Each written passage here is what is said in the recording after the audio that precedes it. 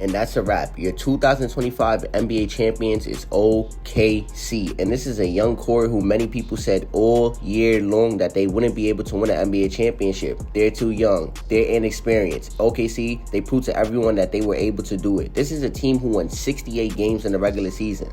68 games. Mind you, they had a historic defense. Not just a regular defense that's good in the regular season. No, they had a historic defense from the regular season to the playoffs. Mind you, they have the MVP in Shai Gilgeous-Alexander.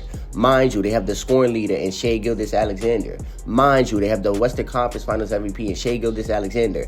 And lastly, they have the Finals MVP with SGA, and he deserves everything. SGA, he just completed one of the greatest individual seasons in NBA history, one of the best guard seasons in NBA history. But before we keep talking about OKC, Shai, everyone, let's get into the Pacers now. Now, the Pacers, obviously, it's sad to see Tyrese Halliburton go down in a Game 7 when you need him most. And mind you, in that game, he was hooping. He had 9 points. I think he was 3 or 4 from the three-point line. Who knows what's going to happen? That game could have been way closer than it was. But the Pacers, they had a phenomenal, and amazing and insane postseason run. We've seen so many buzzer beaters. We see so many clutch shots. We just seen this team do a lot that we didn't expect them to. We didn't even expect them to be this far right now in the finals. Who would have knew? I thought it would be the Cavs or Boston or even the Knicks. I never thought it would be the Pacers. So shout out to them. Great team. And they just got to wait for their star to get back, and they'll be right back here in the future for sure. Now back to the 2025 NBA champions, OKC, young core, like I said, J-Dub, Shai, and Chet. And many people said this big three right here, this core, they're not losing anymore together. And we just seen them win a championship. But back to Shai real quick, the MVP in this series, the final series, he averaged 30 points, 4 rebounds, 5 assists. He was the best player in the series by far. He was the MVP, and he's the finals MVP now. And he helped his team.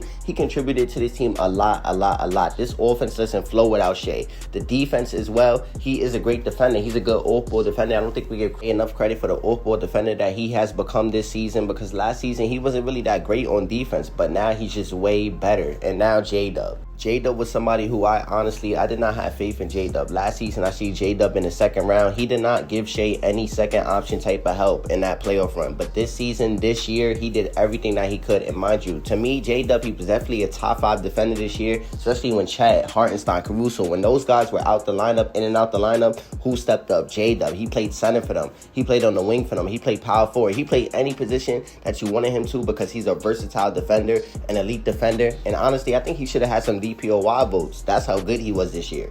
But versus the Pacers in the NBA Finals on the biggest stage, he averaged 26 points, 5 rebounds, 3 assists. Mind you, he even had a 40-point game in this series as well. I think it was Game 5. So J-Dub, he came to play. He showed up as that second option. There was times he even looked like the first option. But shout out to J-Dub, man. This is a young kid who many people said he didn't have it in these playoffs. I'm one of those people, so I just apologize and shout out to J-Dub and congrats on the NBA championship. Chet, I believe Chet in his rookie season, he was hurt that whole entire year. But once he came back this season, his impact really showed. And to be honest, if if Chet stayed healthy this season, he probably would have been the defensive player of the year. I'm just saying, man, that's how it was looking at first. That's how impactful he was on defense for his team in that early of the year. But then he came back and he still added on to what they were doing. He didn't mess anything up. He didn't try to be the second option. He just played his role. And that's really great to see. Chet in these finals, he did struggle. He didn't look like the best player at all. He didn't really look that good. But in the last game, Game 7, when it's all on the line, win or go home, he showed up. 18 points, 8 rebounds, and he had 5 blocks, bro. 5 blocks, bro. That's just pretty impressive by Chet. Great job, great ring. He's still young and has many more to win, many more accolades to win as well.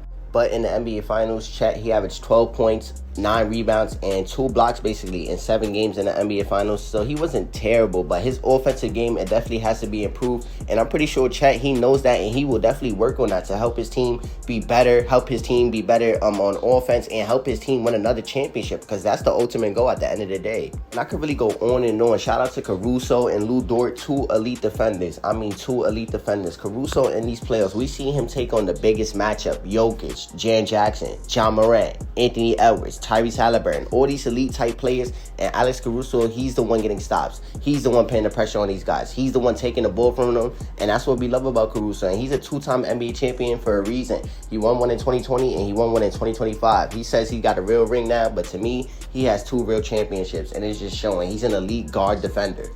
Lou Dort, I can't forget about him either. He also had an amazing season. He was a first-team All-NBA defender, and it showed, especially in the postseason. When you needed him most to lock up, he actually did that for his team. But shout out to the whole OKC roster, because they don't get this done. They don't win this championship if everyone doesn't come to play. We seen Lou Dort and Alex Caruso playing elite defense throughout the entire playoffs. We seen Chet Holmgren protecting the rim and grabbing rebounds. We seen Shai and J-Dub just playmaking and passing and making sure everyone on his team is getting good looks on offense and making sure that they're putting pressure on the defense so that everything can open up. I just love this OKC team. Shout out to them.